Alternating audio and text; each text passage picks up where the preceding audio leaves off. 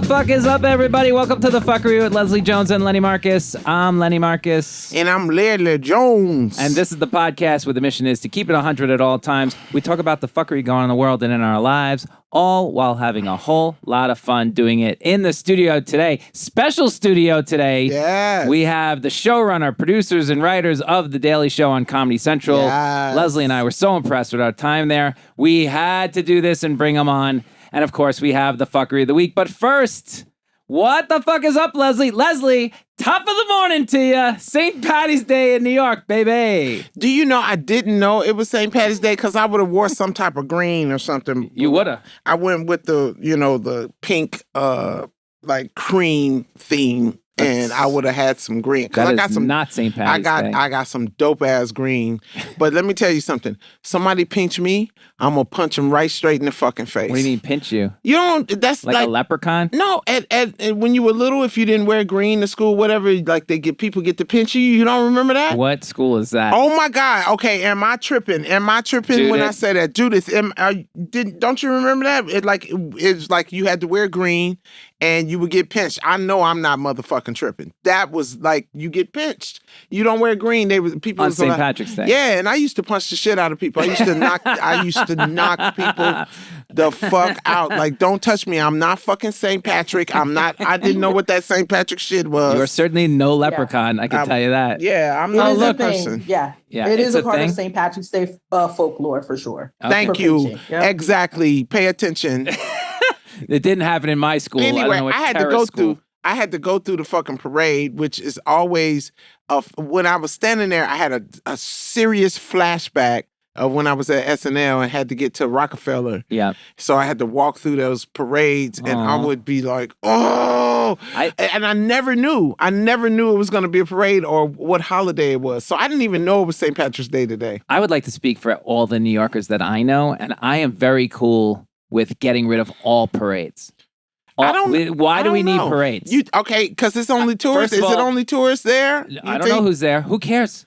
Because people were walking through it like, man, everybody that I was walking with looked like, this shit is a fucking annoying. Because we have to go through them gate things. It's a mess. It's annoying. So annoying. It kills traffic. Yeah. There's a million reasons not to love this. Why? Yeah.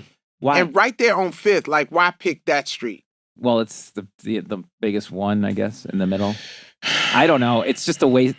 Whatever. I was watching on TV. By the way, bagpipes, just FYI, maybe the worst instrument ever created. It sounds like somebody's fucking a cat. Yeah. It is the worst. I'm trying to think. No, that's not. No, that's nothing. There's nothing worse. There's nothing worse. Because I was gonna say the unicorn. What's that thing called? Accordion. Yeah, that thing. No, I'll listen to that all day. A nice polka. Yeah, that's true. Yeah, bagpipes are the worst. Just every time I see a guy with the bagpipes, I'm hoping that the thing sucks up the air and then fires back into him and he blows up. Well, I've seen, you know how I watch 911, so I've seen a couple of accidents where they had bagpipes involved, and I think you would enjoy that. I would enjoy that. Can you? Why with all the stuff you post? Please post that. Because then you got a whole bunch of bagpipe motherfuckers going, "Wow, you hate." How many bagpipe motherfuckers could there be? Bring it on. You don't care if bagpipe people get hurt. I gotta be sensitive to bagpipe people now. I'm not that liberal. You know, motherfuckers will come at me like, Leslie, that's fucked up. You can't be doing that. So fucking annoying. All right, well, we don't want to piss off the bagpipe people. All right.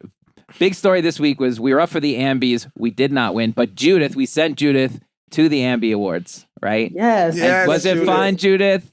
It was fun. I'm glad I got dressed up and did the whole thing. Wait a second. That's not what you said. You said you were not glad you got dressed up.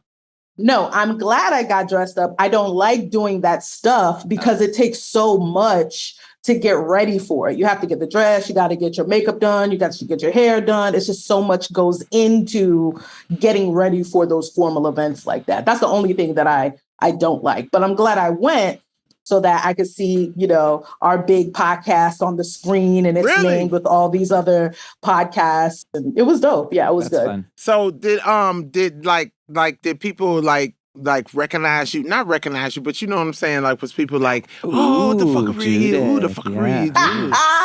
Absolutely not. No. Wow. Wow. No, I did the like she red could have carpet. lied. It was fun. No, but you guys are the stars. Like if y'all had come, then it would have been like, flashing lights and all that stuff. So, flashing lights. Yeah. So, but Lenny said when our thing came up though, a lot of people cheered and stuff. They cheered. Yeah, they did. They did. Nice. They did cheer. So that was dope. Yeah. So. And Larry Wilmore hosted it. They were really good. Like they kept that train moving. It was only, I think, like an hour. Hour and a half, 2 hours. I mean, maybe. They kept it moving. It's a podcast. Come on, podcast awards? It was a lot of names. But yeah, they kept the Oscars. People got dressed up. They're giving speeches. But did you have a picture of how you look? Did you bring a picture? Oh, I didn't bring it, but I'll share it with you guys, and we can share it online so I can see it, man. All right. So I want to see. Well, we're glad you went. I'm glad you went. I'm glad you had a good time. Meanwhile, while you were doing that, we were on tour. Woo! Hey. The tour is kicked off. Richmond, Virginia. And Atlantic City. They were fun. Yo, I actually, first of all, when you go on the road with Lenny is like true nerd. So he's like the best to have on the road because you're gonna know about everything in the city we're going to. So he's like, this is literally what he said. We go and get some food, and then he goes, let's walk the block. I was like, this motherfucker.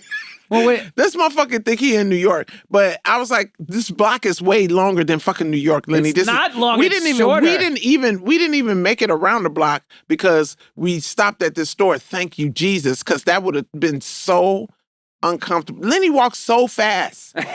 He walks so fucking fast. He walks like he's in a car. And you're like, what the fuck are you rushing to, you son of a nerd? Like, what the fuck, right? What is the problem? Pick up the pace, lady. Pick up the pace. I got on fucking Air Force. These motherfuckers ain't made for really walking. They made for looking good. Next time, bring your roller skates. You can keep up. Something. That's what I'm going to have to start doing because I'm tall as you and you fucking walk so fast. Last night, he was walking with me home and I was like, we got the 86. He was like, I'm going to walk you the rest. I was like, in my head, I was like, nah. All right. Fuck, you walk too fucking fast. I want to cascade home and listen to music. Your ass is in that New York rush. He's with his hands behind his back. When he puts his hands behind his back, it's like, oh, this motherfucker is about to win a race. Anyway, so we stopped at this record store. I don't walk like that. What is the matter with you? You walk with your hands behind your back, and then you're doing that Jewish complaining. Then these fucking streets, I'm telling you, the fucking New York, they don't fucking... I don't remember this at all yesterday. Yeah, okay. All right, go ahead. So we went to a record store. We went to a record store. So you could catch your breath, apparently. Yes, thank you, Father God. All I was thinking was, thank you, God, this tour is over. We went literally one city block, if anybody in New York man, we've seen enough of that. That city is one city fucking block. All right, well, you got the highlights. So we go into this record store, which was awesome. Vinyl Conflict. Yeah, and how many albums I picked? At least about 20 albums. Yeah. About 20 albums I picked out because, and I would have, man, if I would have had a day, I would have been in there a couple of hours because they had some hits. I got some good shit too, man. I got some good shit. I think I got a James Brown album. You got a lot of stuff, a lot of R&B. Yeah, man. A lot of some hip hop. Oh, I got the Run DMC album, the one where they have the caps. And the Run DMC, I think it's their first, the King of the Rock. King of Rock. Oh my God. My friend who's a big music guy texted me, he's like, that's a good album. It's the best. It's one of their best albums. It's the one where they just really just showed that they was Run D fucking MC. Yep. You know what I'm saying? So, so we went there and then what happened? We got sandwich at Secret Sandwich Society. Which secret sandwich? The secret is that your sandwiches is not part of this society. And you know what? You forgot my fucking key lime pie. We came back and we got our key lime pie because I was like, 10 at night after the gig. Oh no, I'm gonna get my fucking pie. If I bought pie, you're gonna give me pie. So especially key lime. Don't be trying to hold out on my motherfucking key lime.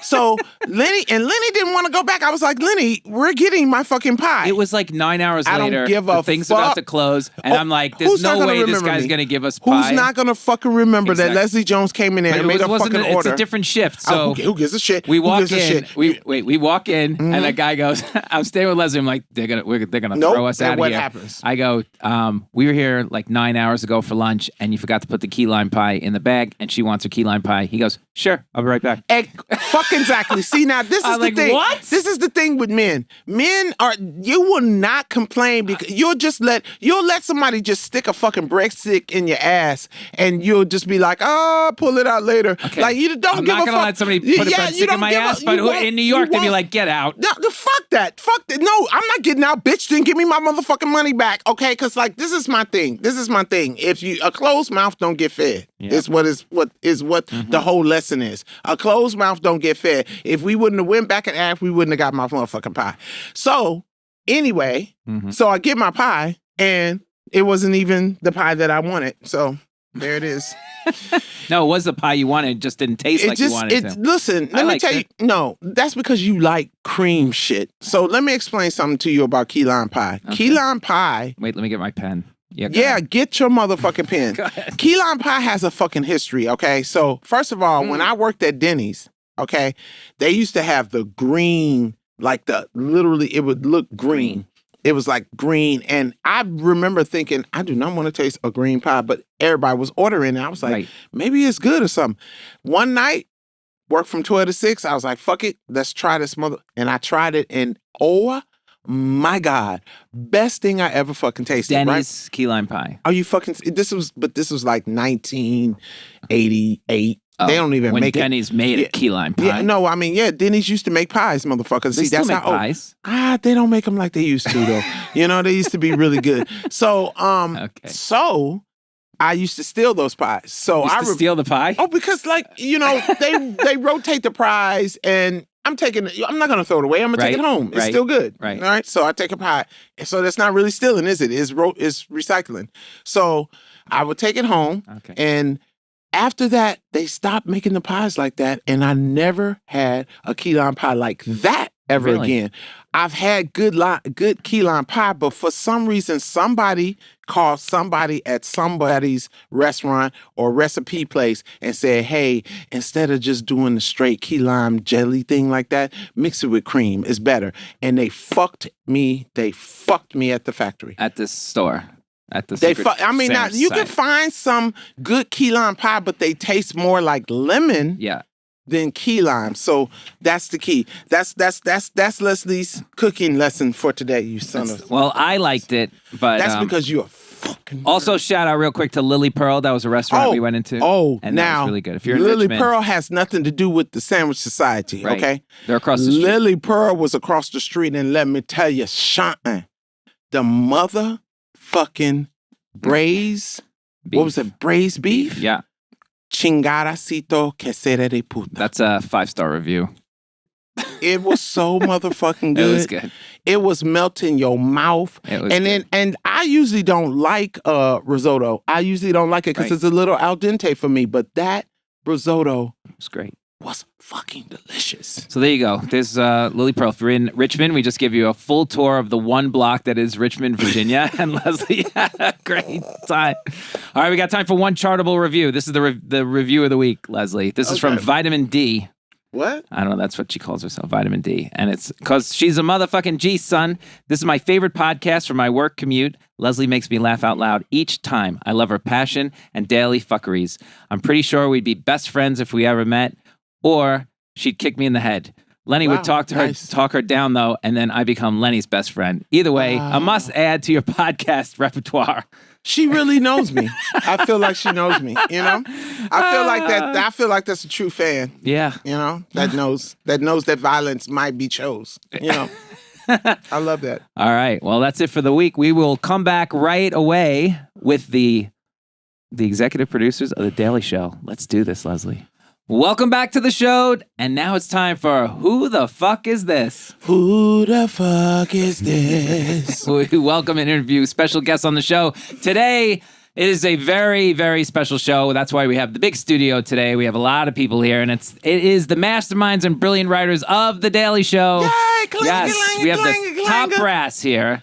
We have Jen Flans is the executive producer, showrunner, and writer on The Daily Show. Jen, let him hear you. Hi. Yeah. She's the one female voice. I'm behind the camera. Yeah, she's behind the camera. Shy. Let's go around. Just say who you are and tell them what you do on the show. We'll go this way. Go ahead. Sure. I'm Juin Parang. I'm the co-executive producer of the show. Yo, man. I'm David Kabuka. I am a producer on the show. David thought it was Daniel. I am Daniel Radash. I'm a senior writer. Oh, you're the Daniel. And I'm Dan. And I'm a head writer and producer. Motherfucker. Dan Amara's the head writer. was getting it all It's wrong. either Dan's or David's. That's Yeah. what it is. That's why I was like, it's a bunch of Davids and Dans. If I say it, somebody will answer. That's I feel right. like how Dan Meyer is just trying to go by Dan now. He's Just trying Dan? to drop the I last gotta name altogether. differentiate myself. So Yeah, so it we used to be remind Dan. you. We call you Smiling Dan. Smile Yeah, Dan, yeah. I'm kind of a smile. We call him Smiling Yeah, we Dan. call him Smiling Dan. So that's how I like prompt Leslie It's a who is who. misconception that I don't smile. I do smile. Just that in between the smiles, Yeah. I am contemplating death. So That's my kind of guy. Yeah. We should be best friends. yeah. That we should be best friends. Well, we saw you guys like 3 months ago, and you were just saying Dan on Smiling Dan on the way in was saying how it went like that. It went fast, even though it's been like 3 months. Man, it But was we so had fun. the world's greatest time. It We've was said this so to you in fun. person as well. I can't stop talking about how just like everybody there, like they did their job, like was there, like loved doing their job, stayed in their lane, and just everybody connected to one flowing vessel, which was and it was so good. Like I think that's why every week has been so good, because y'all machine is so well ran. You know what I'm saying? So it can fit around anybody who comes in there. I think. I mean, you're giving us a lot of credit. I would also point out that you were the first person to be like, I'm going to go and I'm going to go first. And it made it, first of all, so hard for everybody that came after her because she was so fun and funny. But you really helped us shape the process. Nice. You were the first one. Yeah, we didn't know it at the time, but we Yeah. were so lucky to have you guys Oh my first God. because like we're like, oh, we can do this and it can be Really awesome. fun. Yeah. yeah, and it's been real good. I mean, I've Yeah. been watching everybody. You make anybody I just look like great. they're just making everybody look Yeah, so Leslie was good. not happy with that. She hoped everybody would suck. I'm just like, In the middle of the show, they're like, I can't do it, and they walk off. I was like, what the fuck?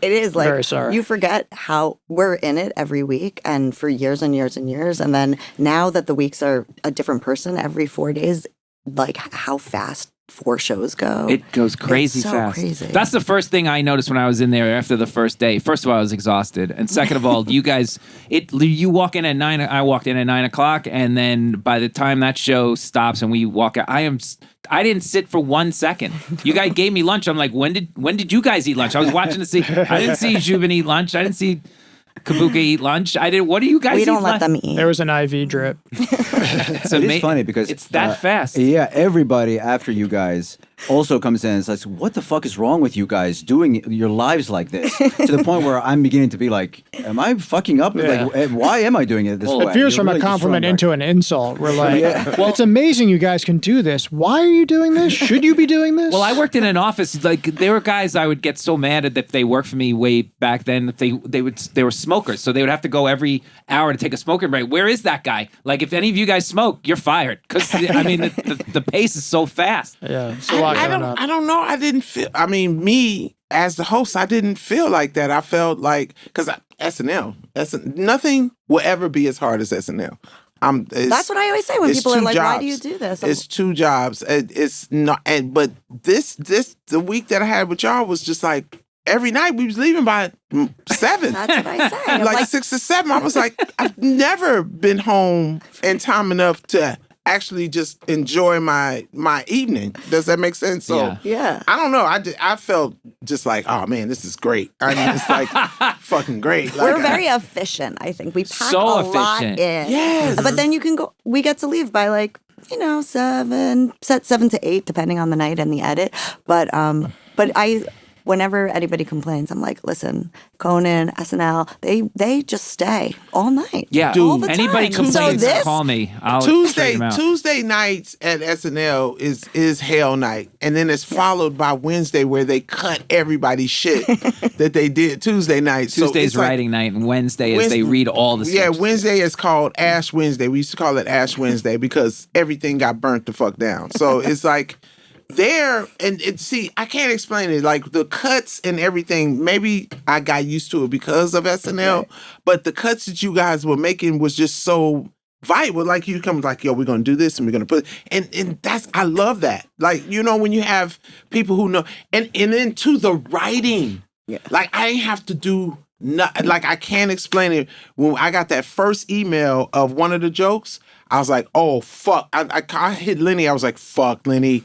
Lenny, we're not going to have to fucking write? This is perfect. No, we're going to have to write. We're just not going to have to write everything. I was just like, nah, fuck that. Like, they gave us options. Like, it was like walking into a buffet and it was just like, shit, I want to taste all this shit. Like, put all this on that plate. Like, put that on. No, we can't. But it was like really, like, great. That was exhilarating to have writers that pinpointed what you wanted to talk about it. I don't mean to get like into like joke theory and stuff like that, but it does feel to me that part of the fact that we have this really tight deadline where it's like, well, the cameras start rolling at 6 every day, so it has to be on paper. Right. Does generate a lot of like, I don't have like time to think or tweak or play with this. It's just, here's the first joke instinct I have. And usually that tends to be kind of the best one, And I remember Lauren saying to me one time, he was like, people think that they need more than 1 week to get some.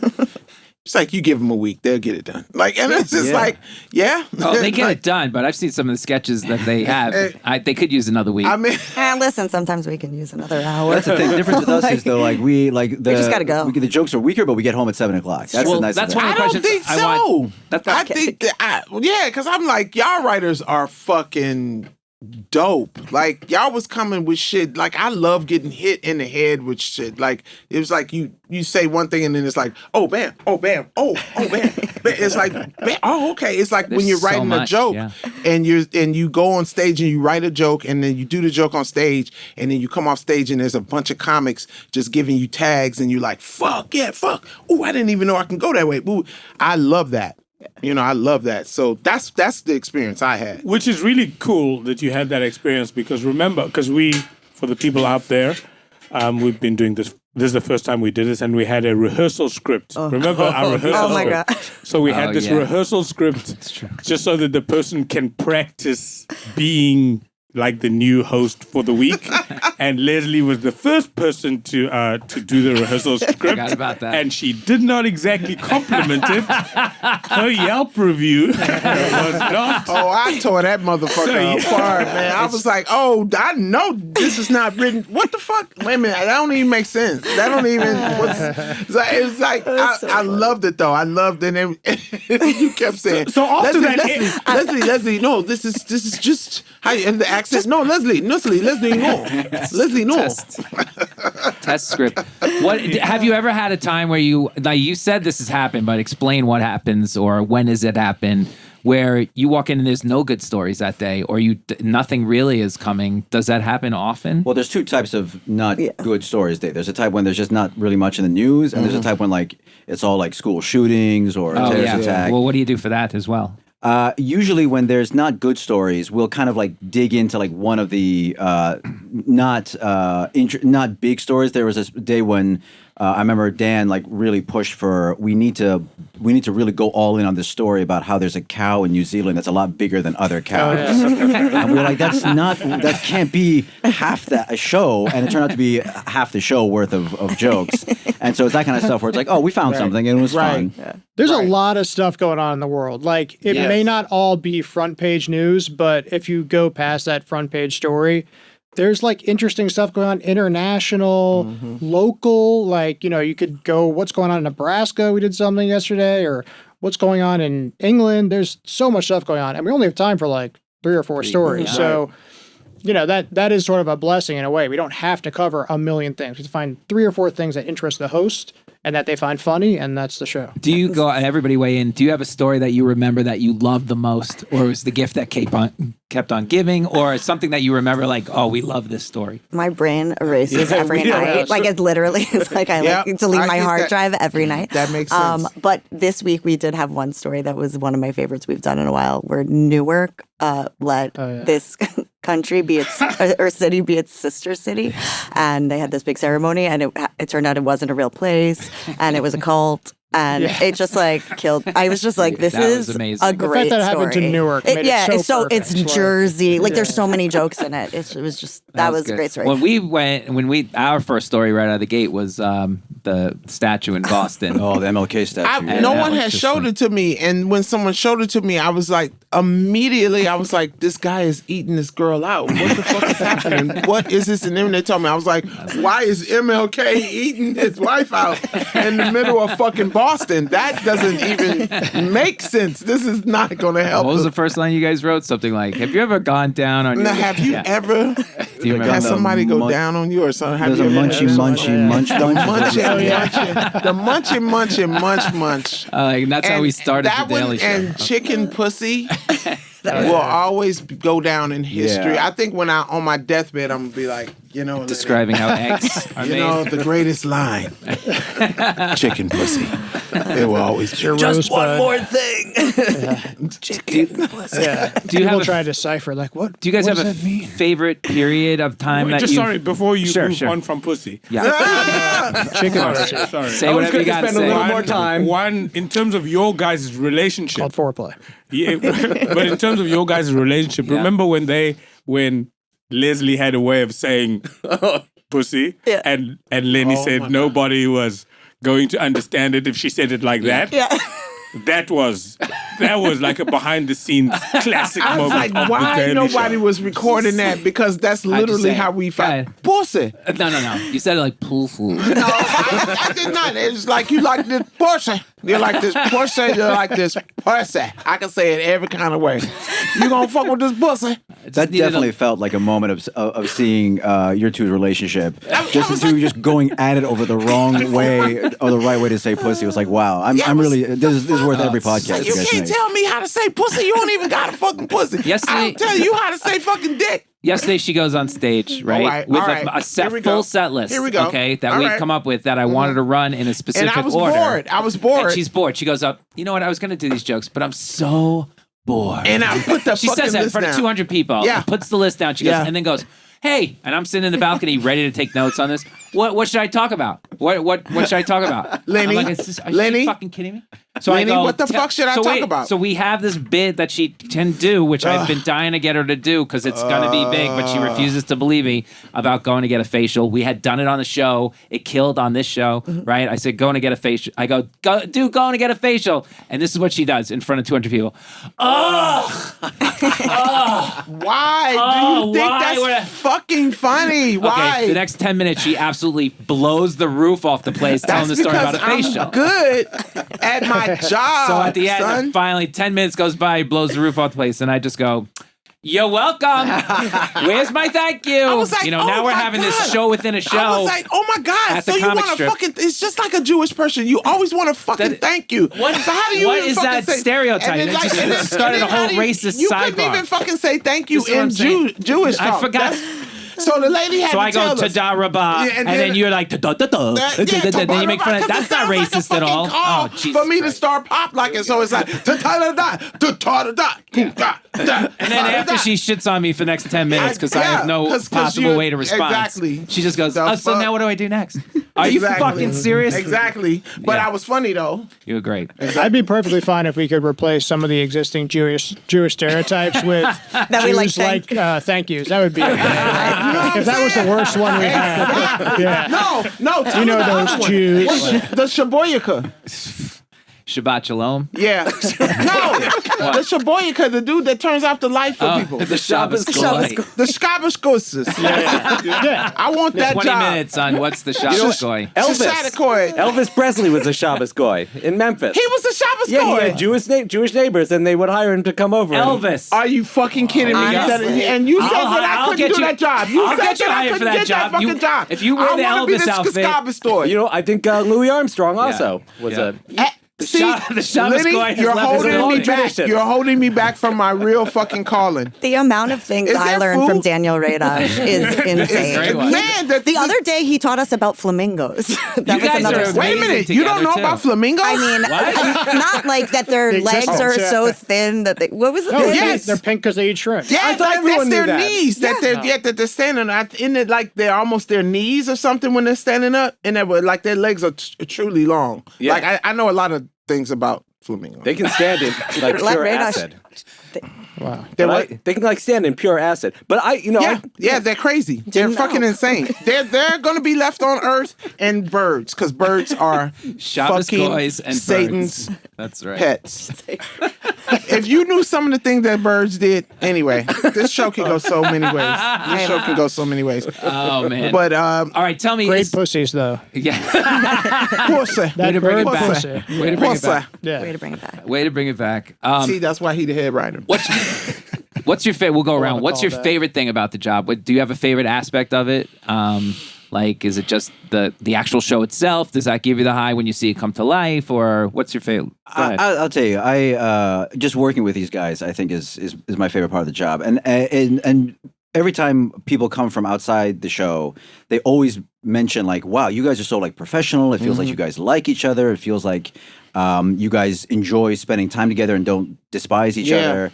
And we really do. And I think that, you know, the more I hear that from people, the more I realize like, wow, we've got a good thing going, that we just enjoy spending time together. And I think, the show's gone through so many different eras, and there's been eras where, there's been a lot of like critics of the show, especially like after John left and Trevor came on. There's always this there's a period of time where everybody was Trevor was new and people didn't, the show took a hit in critical reviews, and the way we kind of all bonded over that, I think, has given us sort of like a tested by fire kind of mentality. And I love these guys. I would go through fire with them, and I think that's kind of what I like more than. Well, I think that's what we liked about it too, and I'll let you guys finish. What we love, your chemistry is palpable, and we've said this before. We sat through other production teams and companies, and I mean they got chemistry. They hate each other. I mean they're backstabbing each other all the way. You can see it. It's happening right in front of you. And it's just like, it's really bad. what the fuck? Go ahead. What do you love about it? I would say the family feel, which is you could have just said family feel. I could have. Yeah, instead of this long. And I love thing. David. David, when I first got there, David was like,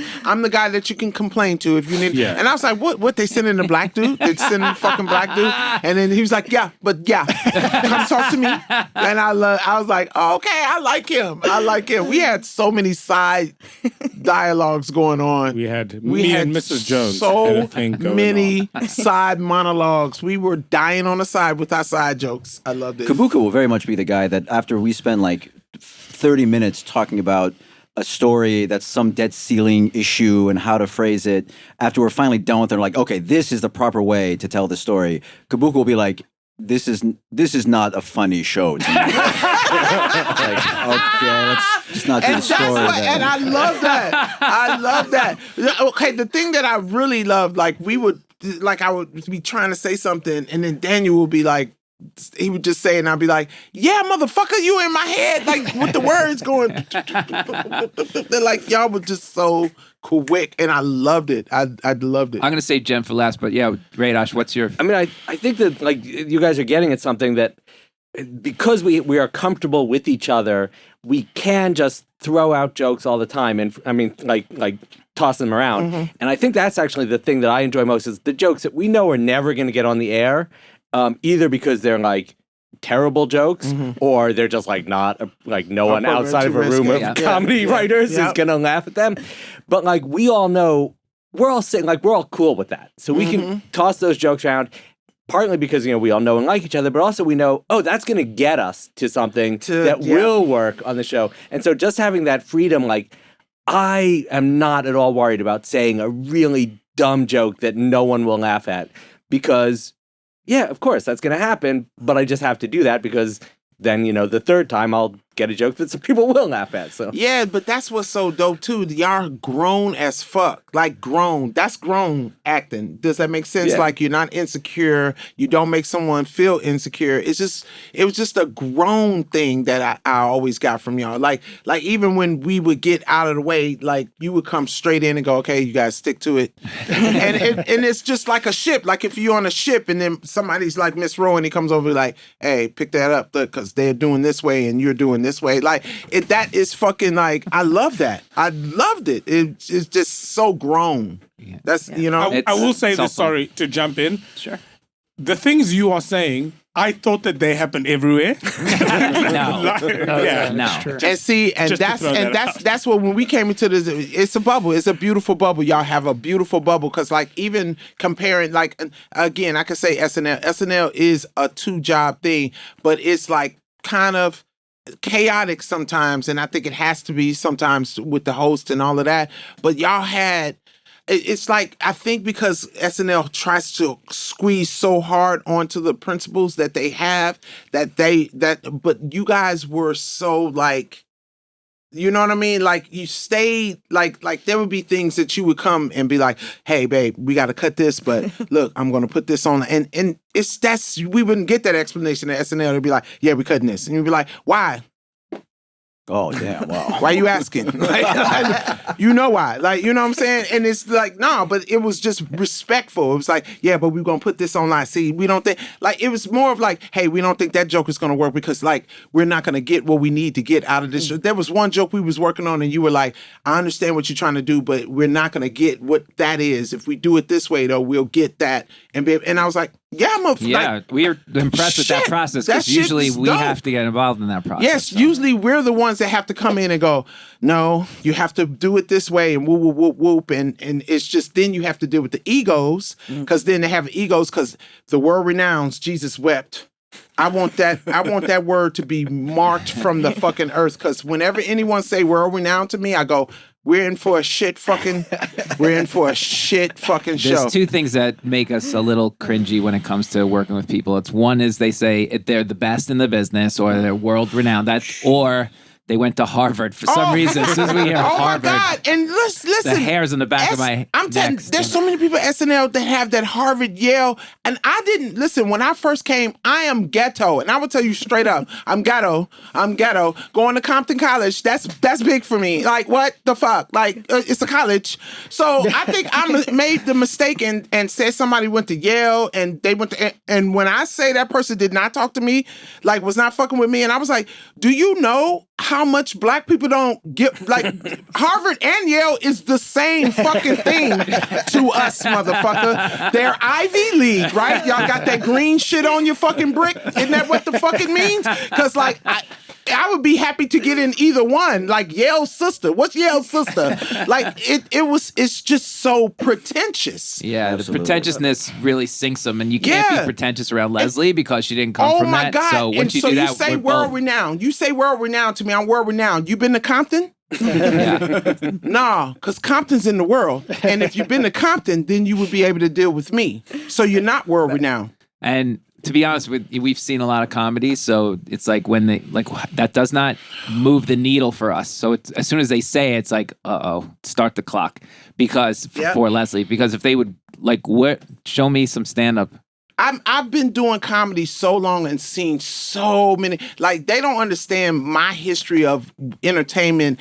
It's like I know every formula. Like Abbott Elementary is a perfect example. Abbott Elementary is really funny, but Abbott Elementary is not really doing anything different than the rules of sitcom. They just got good writers, they got good actors, and they got like their facial expression. They're working every best top thing, and people are ready for that again. Like you could look back at our old sitcoms and stuff. People are ready for that written type of thing again, you know. So it's like when people test that in me, like I can like, when people will put me in sketches and stuff, and I know your joke better than you. I know what joke you're trying to crack. please let me do it this way. Sometimes I just wouldn't even ask. I would just do it because then they can see it and they go, oh, she did get the joke. Yeah, I got it better than you because I'm a fucking comic. You know what I'm saying? So and I believe him. I've been doing comedy since 87. I got history. I'm not gonna, if I don't feel like, I let everybody do their job. And that's the thing that I loved about that place is that I didn't have to do somebody else's fucking job.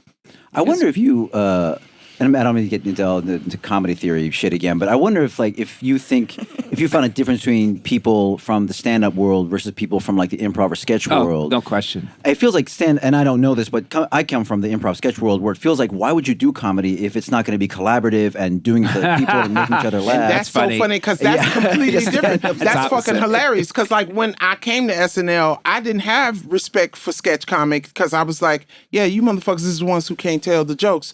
Y'all have to depend on other motherfuckers to say keywords for your shit to be funny. Like, go fuck yourself. And then I sat at a table read between A.D. Bryant and Taryn, and then with a shot view to Keenan and Cecily, and my fucking brain exploded.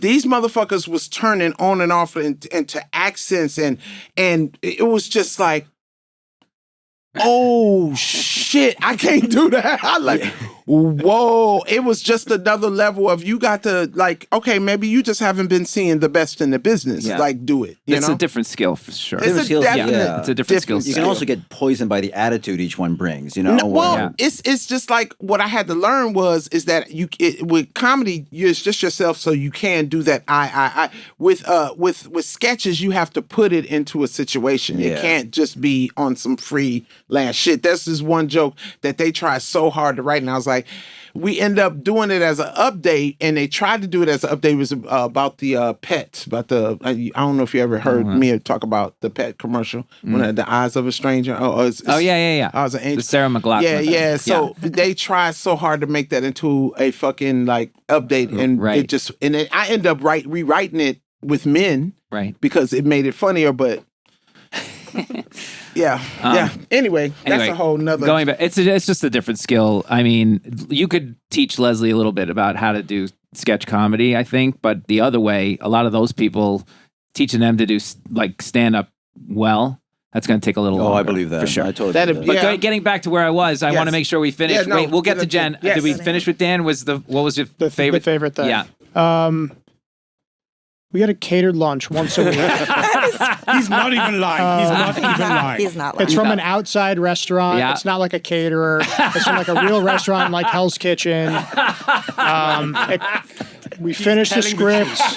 We go downstairs. It's like, it could be Empanada Mama. It could be Carmine's. So, and in addition to like the family and we all get along and stuff, but that's really. Hey man, as far as like main bosses are concerned, you're easy to shop for, for a reward. Oh my God. Jen, then straighten you're us gonna out. love me because I love bringing food places. Yeah. So it might be more than once a week if I go. Oh, jeez. Jen, what's your fave? We had field trip the week you guys were there. Remember? Oh yeah. What do you mean? Field trip, the restaurant. And we were like, guys, there's free food. It's Field down. trip You guys liked was it. Yes, it was bomb. good. That was good. It was the bomb. But Dan is not kidding. That's why I was It's not a laughing so joke. hard. He loves the lunch. That is so funny. Do you have a favorite? I have a favorite. I mean, they stole my answer, but I do love the people there, and I love that I can wake up and like want to go to work every day, and that is because of the people there. It's because the topic, like we're covering the news, so we're just talking about things that I'd want to be talking about anyway. Everything about this job like fits me. I like to look at problems and try and solve them.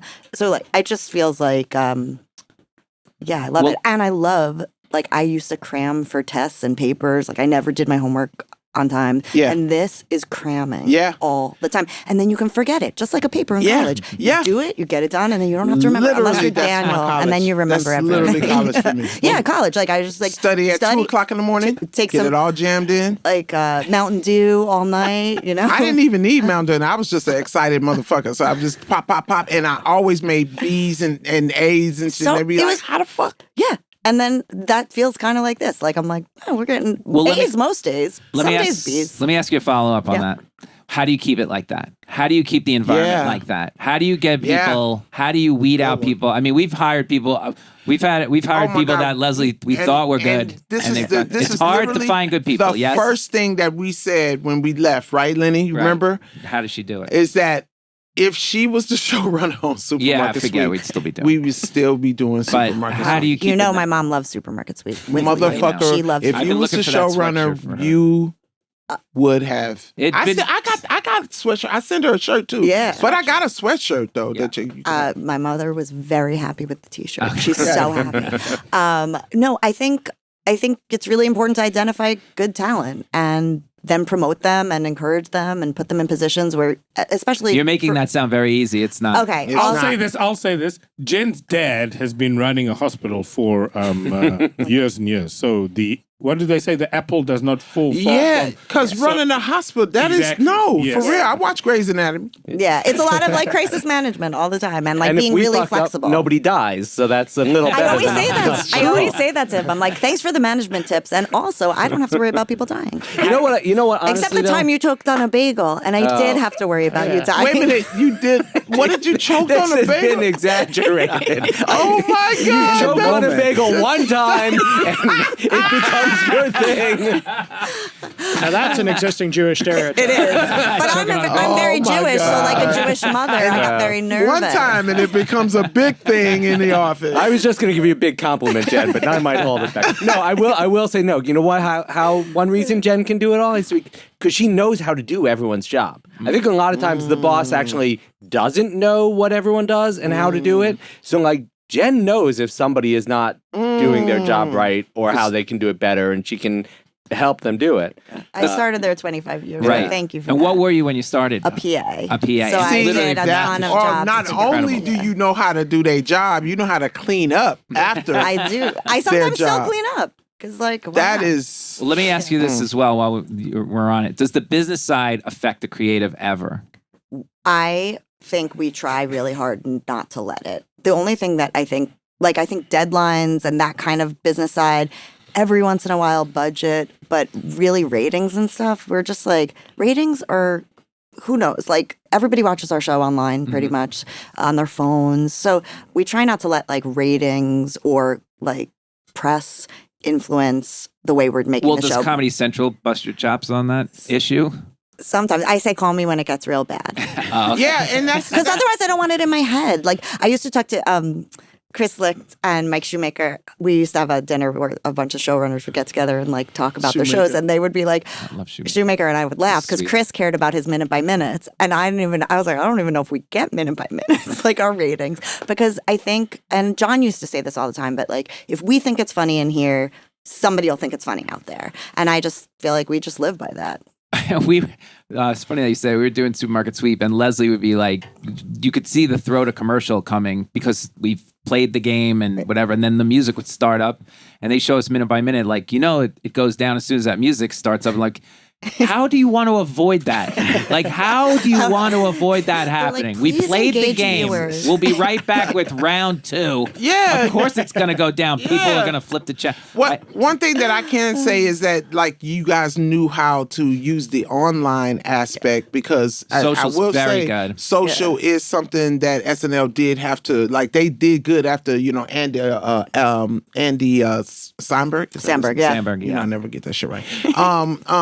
He came with his group and did then it was like 3 or 4 pre-tapes, but the way that you know how to shoot certain things to online, because that is really what's going to be the future. And I keep telling everybody to think ahead, because we are going to get to a point to where, because now they're getting rid of cable boxes now. Like, it's like I can watch live TV on an app now. So it's, that is, to me, is genius. We call them our expansion team. It's at anything digital, social, or like real, in brick and mortar in the real world they take care of. But Ramin and Jocelyn and Ryan that work on that team, they're just like amazing at it. And they really are like tuned into what are catching people's eyes and how can we amplify those things. And we're lucky. We really, Trevor kind of, when he started as host, he was he was so much younger than other late night hosts at the time.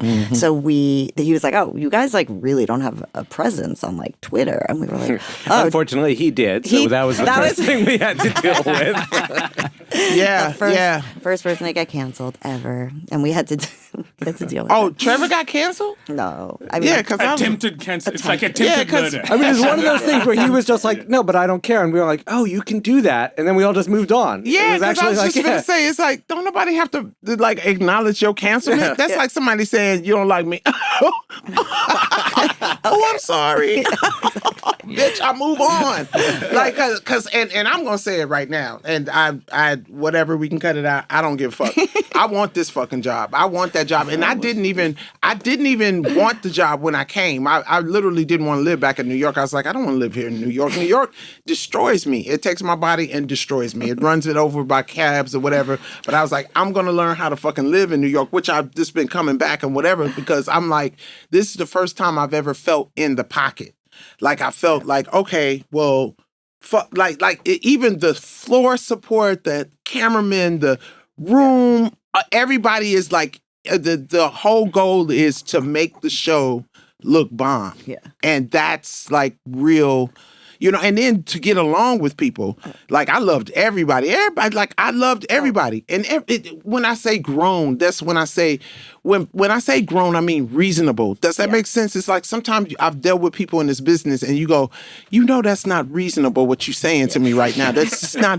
And then they all be on this cloud of like, oh, well, we're just blessed to be in this business. No, bitch, I'm not finna sacrifice 10 years off my life to be blessed, ho. Like I didn't get up to heaven and then God be like, you was doing all that blessing and you could have been living. You know what I'm saying? Like the fuck, So that's the one. And then I have a real passion. Like I have a mission. I feel that there's a mission. There's a mission right now. Everybody to me is like ants. They're like scattered. And I really feel there needs to be a flow. And that show to me is the perfect vessel for a flow. So like look again. You mean pulling people together? Can I fucking finish, motherfucker? Like, that's what I'm doing. Let me explain what the fuck I'm going to say. How you know that I wasn't going to follow that shit with an explanation? You always interrupt me. Does anybody interrupt Martin Luther King when he's going like he said, I have a dream. Did anybody go, was it a nightmare or was anybody running through? No. They let him finish his goddamn speech.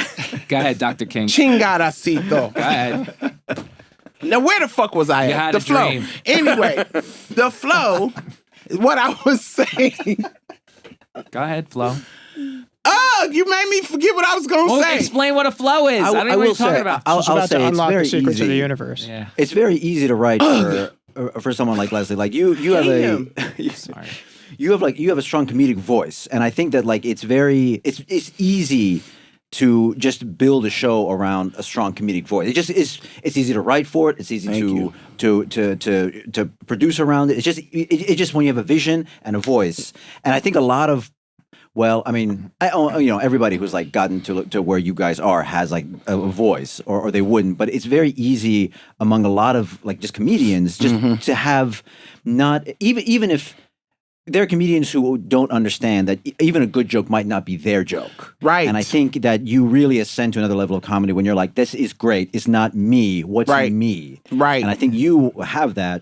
Because you learn. You learn, and too, you experience whatever it is that you're talking about. So, like, I don't like to talk about things that I don't have, like, a passion for or experience doing. And that's what I was going to say before I was fucking interrupted.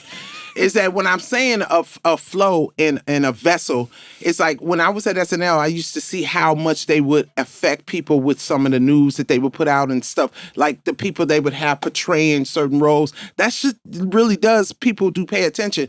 That show, to me, Daily Show, is one of those shows that is exactly what it's supposed to be. Like, I'm going to tell you exactly what's going on, but we're going to laugh about this shit. Like, because I don't want you sitting there crying. Mm-hmm. You got to look at the funny shit about this, because then it's like almost like smacking somebody with a cold slap. Like, oh, like, you know how you could be talking to somebody and then you say something and then they go, oh, you're right. Okay. Yeah, that's what that show is to me. You know what I'm saying? And I feel like that's what I want to do on stage. That's what I actually do on stage too. And I've just there it is. You want to interrupt me now? Nope, You got I'm something ready. to say No, now? I'm listening. Because I know you fucking sitting there. You got a fucking question? Do you have a plenty fucking question? questions? I got tons of questions. I hate you. And then if I kill you, like no one's gonna argue that. I'm gonna get off. You know that, right? After 20. The fucking judge is gonna be Welcome like to the jail. This is the Daily Show with Leslie Jones. The judge is gonna be like, I He know was Lenny. annoying? He was Okay. fucking You know what's annoying. great about having both of you guys in the room, and this reminds me. No, because everybody who's coming in is bringing like writers, a writer or a person with them. So, and like some of them are like a super funny person. This other person, the guest host brought, is a super funny writer, but it's the same sense of humor. It's the same sensibility. It's like, so you're not like adding as much value, or like completely different sense of humor. But the guest host is like, I'm never going to do that joke. I'm not. That's not of interest to me. It's like, well, then that's also not adding value. You guys, it's like you obviously hate each other. But you make it work. But you love each other. You know what I'm saying? It's like we're like divorced people that decided to stay friends. Yeah, or divorced people that decided to stay married for some reason. No, and it's like that was a super helpful dynamic in the room, because by watching you guys do that, we were like, okay, we know how we can say something, and like if you like say that joke sucks, we're like, yeah, but you said that to Lenny, so we know it doesn't mean we're all in trouble. Yeah. And then Lenny too would say to me, he was like, oh man, I like this though. Because like me, I have to, like, I like comedy. I like comedy and I like all facets of it. But I do think this way. So if somebody comes like Zubin did that a lot too, he would throw something, I'd be like, motherfucker, I ain't even think. I love that. I see a lot of comics don't like that. A lot of comics like to be like, no, don't write my shit. And but and I want to tell every comic, if you're listening, that is a phase. You would just, if you can be really to the business, go through that and get over it. Because when me and Roy was talking about that, it's always good to get somebody that's on the outside of your shit. I'm telling you, Lenny will tell me something one time and I'll be like he'll be like, I'll be like, why this joke is not fucking working? When he was like, because you're not saying it. Like he'll say it and then I'll be like, oh, so when I'm saying it this way, like, and we're good at that because we've gotten to a level of, again, grown. Like you grown, like being grown is being able to work. Like being grown is realizing that I can't be Leslie Jones without my support team. I can't be without Lenny, without my assistant, without my glam team. That's Leslie Jones. And to be able to sit there and receive it, that's a lesson to learn for everyone who work in this business. Yeah, that's the difference between us. I roll alone. And it works for me. No, it is. There's something about not having an ego and being able to laugh at other people's jokes and perform other people's jokes the way that everyone agrees it's written best. That that's what makes a good host. Well, it's also taking it from smart, talented, funny people. We've taken it in from not talented, unfunny. Yeah, because if I wasn't, I would have been like, I don't trust that joke. Jesus Christ, I'm just like, but y'all jokes were so, and it was just, I can't explain it. Elevated to a point of like when it's like y'all the front of the computer, and then that day I came in, I saw the back of the computer, all the wires and shit. That shit was like it's just a little guy in there. But no, it was just like elevated pussy jokes you'll ever on the Daily Show. It was so dope though, because it was just like, man, y'all was just like sharpshooters. I would say something and they was just like sitting back like, and I was like, oh shit, they just shooting out jokes. And I love it. I was like, I would only go in that room maybe twice a month because it was intimidating. I was like, oh no, I'm not funnier than all of these people, which is exhilarating also because it's like, but I got a pocket. Like, it's like having a statue. Like, yeah, I can't think of something, but I think R.O. got something. Yeah, let's talk about the writers for 1 sec. How do you evaluate the people? And, like, is there a lot of turnover that we don't know? You have 20-something writers in there. It's about 15 staff writers now, and there's not a lot of turnover. Because, as you guys know, it's a great place to work. Yes. No, but that's dope, People though. don't want to leave. Because it's like a train now. Yeah. And y'all know, that's why I said y'all know how to adjust to every person that come in. It's not like I walked in and y'all was like, no, you're going to do it this way. Yeah. Like Ellen was kind of like that. Like they was like, oh yeah, you can do what you want. You can be Leslie. And then when I came in there, they had a whole blacksmith ready to knock all the Leslie out of me. Like, it's like,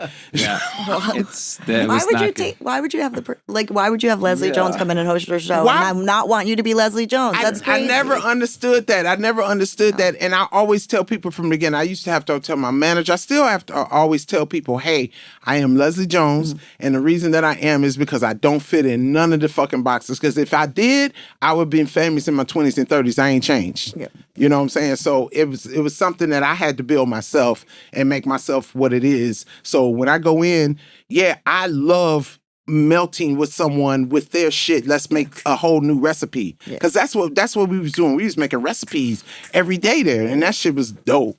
It has been really fun. It's been fun, I think, for the writers also to be able to latch onto like different voices every week and write for different voices. That's the question I have. Go ahead. Go ahead. Would y'all prefer one host or would you like multiple hosts? Hosts. That is a Jen Flans question.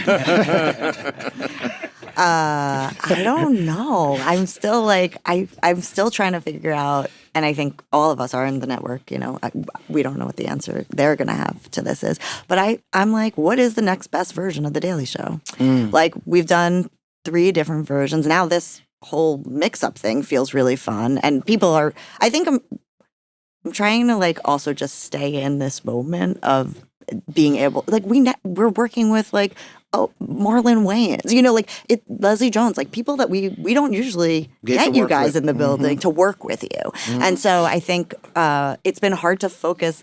This is the one thing bad about the stunt. It's been really hard to focus on what's coming after it because we're so deep in it. But it's fun. So I don't want to lose sight of the what we're doing right now. But I think it's hard to say, is the Daily Show, is it one voice that people need to hear from? Then we have to find, then what is that voice? Or I always think we have this really strong team of correspondents at the show. So it's the Daily Show is never really just one voice, which is cool. Exactly. Because you get to hear from all different, we have a team of 5 correspondents and 2 contributors that are just awesome. And they're all really funny and they come at it from different angles. And so I think, I don't know. I don't know what's going to happen. Besides from a writing perspective, it's nice. It works different skill sets, right? Like if you have the same host week after week, you can sort of hone your voice to theirs and get a higher hit rate. What's nice about having different guest hosts every week is that because we have so many writers, and what our writers are really good at is kind of shooting different angles. It's not just the joke; it's also where they're coming at it, and how the host reacts to different angles. I remember you when we were with your week, there was that story about the. I forget. It was about the classified documents, and it was it was about how Biden was now suddenly called classified documents after months of Trump doing it, and there are hosts who would probably be well, this is now about Biden and how he has to deal with it. There are other hosts who are this isn't like Trump, but the angle that you went with was.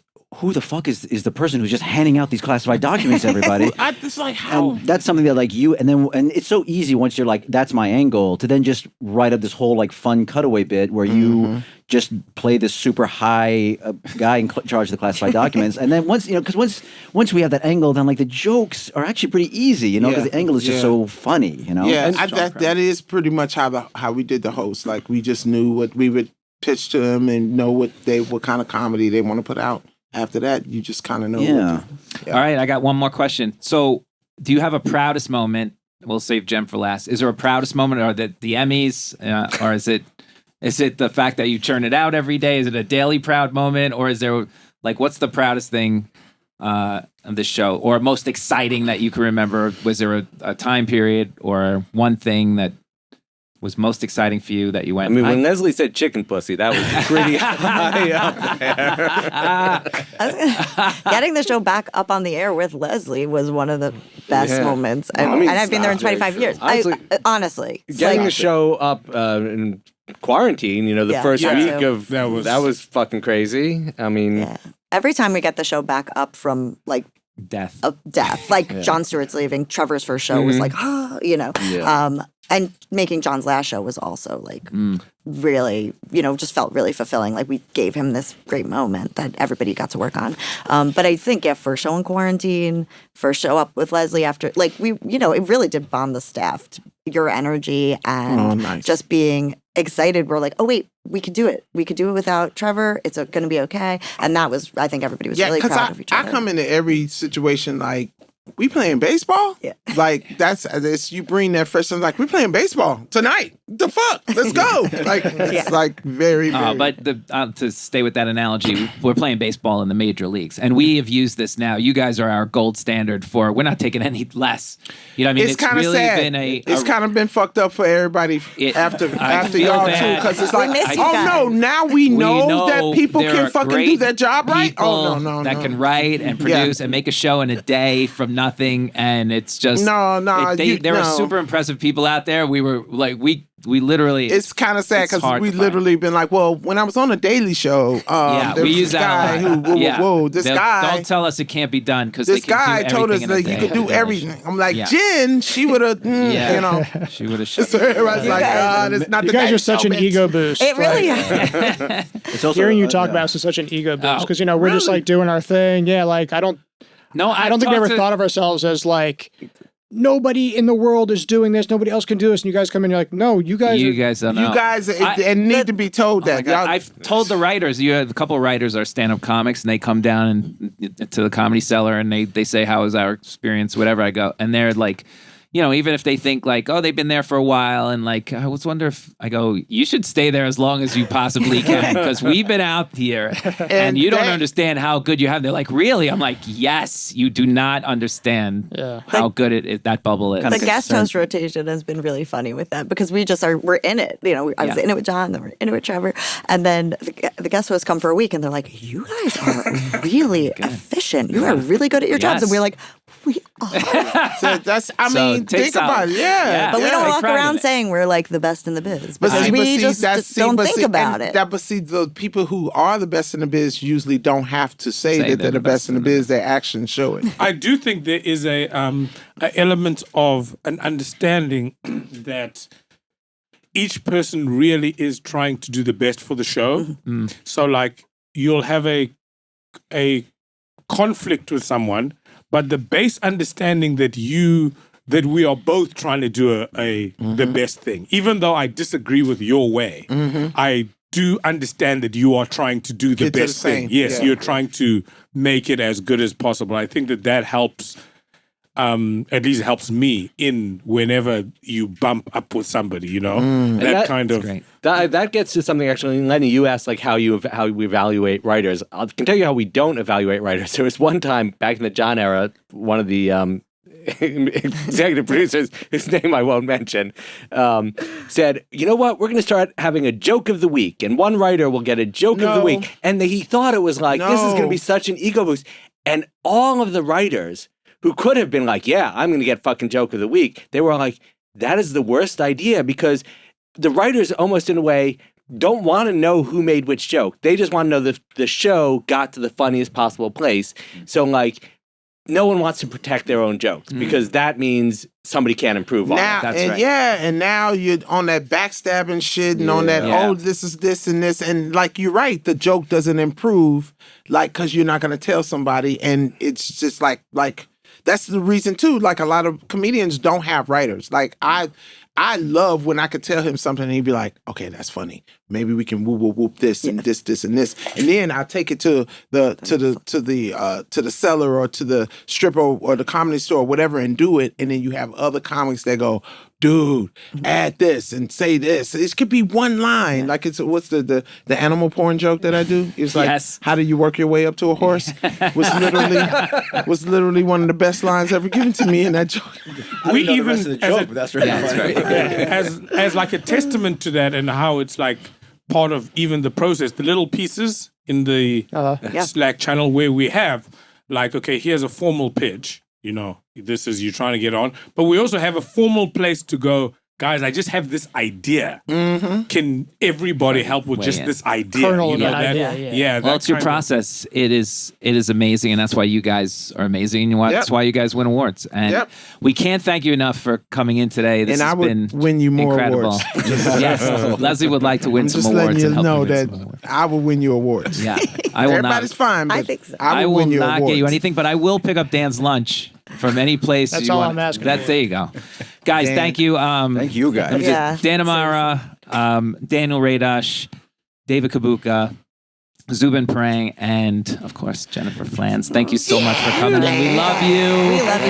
Don't be This was strangers. so fun for us. All and right. we- Oh my God! Thank y'all so much for coming in. This was like I was so excited. And then when it was like, I don't think David's. I was like, you tell David to come. to get his We want ass him. in here because I want to Do you see know him. what's, Only you know for what's you, crazy, Leslie. by the way? Just one small thing that's crazy. I was an attorney for 4 years, 10 floors down from this floor. There you go. You were in this building. When I walked in here, I had like the elevator's door closed. For a second, I thought, these are going to open back up and I'm going to be a lawyer again. You should go on that floor right now. I'm worried it'll stop and open, like it'll like be stuck and open. You and I'll be should like, go I have to on go that back. floor and be like, yeah, motherfuckers, Yeah, like do some bitches, I yeah, got bitches, Emmys. yeah, bitches, I got Emmys, bitches. Like stick in your boss's like- office like, I bet you watch me every night. Sorry. Fuck her. I'm sorry, who are you again? All right, we gotta go. We'll be right back with the Fuckery of the Week right after this. Leslie, that was amazing. A So big, fun. big thank you to the writers of The Daily Show. It was a joy having them, and hopefully we'll see them again one day because we really love them. All right, and now it's time, Leslie, for the Fuckery of the Week. Fuckery of the way. All right, Leslie, you go first this week. What do you think? Okay, so I'm going to go first. All right. I think it's Tennessee that's passing a law that I think Tennessee and Virginia too, or something is like passing a law that it's illegal to be transgender. They're also trying to go after the interracial couples, which it's hilarious to me. It's just because it's almost like, are we in a bad 80s movie? You know what I'm saying? Like, is this the plot to 2-1 Food 2? Like, what the fuck is wrong with us? Like, what is your fucking end game? Like, what's your end game? And I never understood, this is something for real from the beginning of all this mess. I have never understood what someone does in their bedroom have to do with you. What does anyone that I identify as a unicorn. Seriously, I'm a goddamn unicorn. What the fuck you gonna do? You gonna go out and march against me being a fucking unicorn? Like, fuck off. Like, fuck off. You can't tell me how to live my life. Like, I mean, if I'm not breaking the law, if I'm not, like, how is this affecting your children? Like, we can go all the way back to video games, or we can go to cartoons. There's so many other things that's affecting your child than someone who is transgender or bisexual. Okay, none of that shit I don't get it. I've never got it. It's a fucking what is the plot? What is your fucking end game? So I was like, I think that this is like a distraction. I think it has to be a distraction. It has to be something like they're distracting us with this bullshit so they can do other shit, because I can't see people who call themselves so intelligent doing the most unintelligent shit. It doesn't make any fucking sense to me that you think your child watching a drag show or you taking out books, you're not doing anything but making that shit more desirable to your kid. That's all you're doing. Because if I lived in a household where they was holding shit, I would seek it harder just because you're trying to keep it from us. Yeah. Instead of sitting down with your child and actually having real conversations. See, what's happening to me, like I said, it's got to be a distraction, because is it that you don't want to sit and have a good conversation with your kid and explain to them what sexual stuff is, what this, because I had people explaining to me about an identity, because for the longest I was like, so I don't understand, like Jenner, when he became trans, I was like, I don't understand. I mean, so wait a minute, he's still dating women, but wait a minute, he's dressed like, I don't understand. And Kate broke it down to me. She was like, it's not about sex. It's about identity. Mm-hmm. You know what I'm saying? It's not about who I sleep with. It's about identity. And that makes so fucking much sense. You don't have to understand why I feel this way, because you're not paying for shit for me. You're not paying my bills. I'm paying my tax. I am doing what I'm supposed to do as a fucking human. So I just wonder, what is the fucking end game to you making a transgender person illegal? You just lead into violence. You're giving people permission to be violent towards another person, and it just, here's America. Well, you know, there's one party in the country now who doesn't want to do anything. They want to be in power, but they don't want to govern. So the only way they could win an election, if you have no policies and no ideas and no way to reach anybody, is to start a culture war.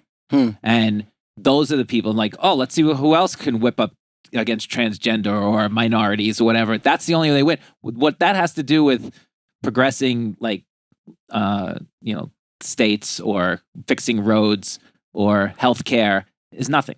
Yeah, So but it's the only way they can win. So it's they about, make it more violence, though. Yeah. It's just like you putting a group of people in fucking trouble. and that's the way you. So sad. Yeah, it's very sad. Instead of just fixing the pothole, just fix the fucking pothole. Yeah, that's all anybody wants. I don't know